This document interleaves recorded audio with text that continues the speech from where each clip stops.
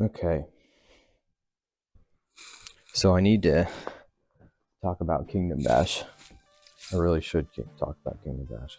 So I'm starting Kingdom Bash again, and one of the things that I did was update from Game Maker Studio 1.4 to the new version, which is Game Maker Studio 2 or 2.3 as it's called. And with that comes, obviously there's some compatibility changes that needed to be done. But I think the biggest part that I have right now that I need to do is that the way the tiles are managed are different and more efficient in Game Maker Studio 2.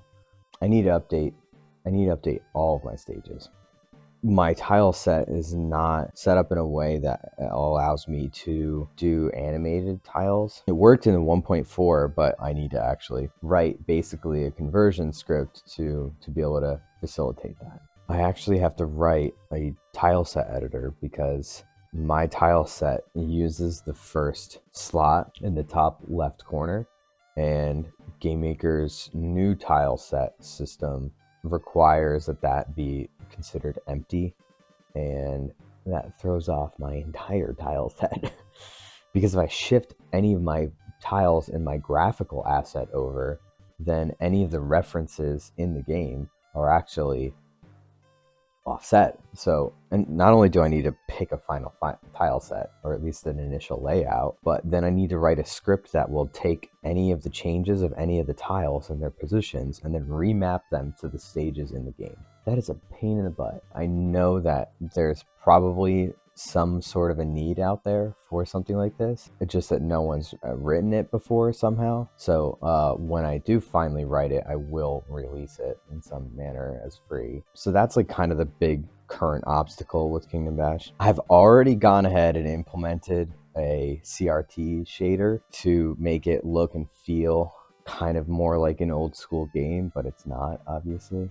It adds scan lines to the screen and adds like a warping to the edges of the screen in the full widescreen. So that's pretty cool.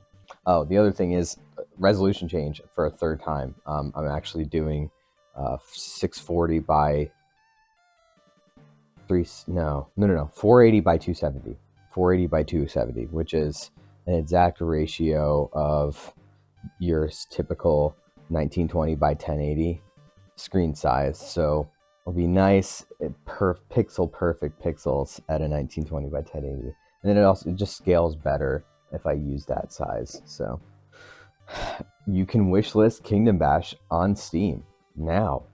Go there now. Go there now, please. The metrics don't really matter to me too much right now, but the fact that I did it because of Dual Screens podcast. Steve and Andy pushed me to do something with Kingdom Bash. So actually, you can blame them for most of this.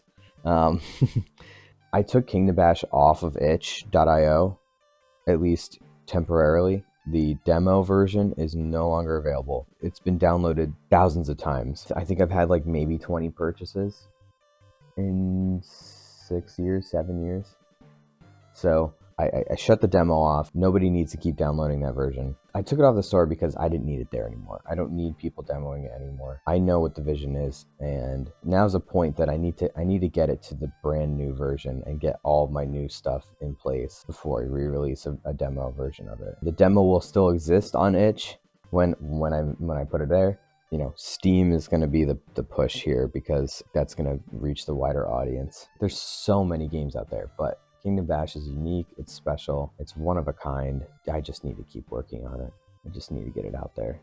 I'm finally applying what I've learned over like 3 or 4 years of not working on Kingdom Bash, like shaders and potentially 3D stuff and just better coding practices overall. I've learned so much over the last few years. It's gonna make it interesting because there's a lot of stuff that I wanted to do with Kingdom Bash, and now I like kind of can.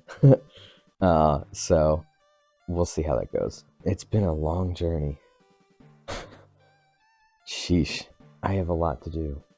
I have so much to do.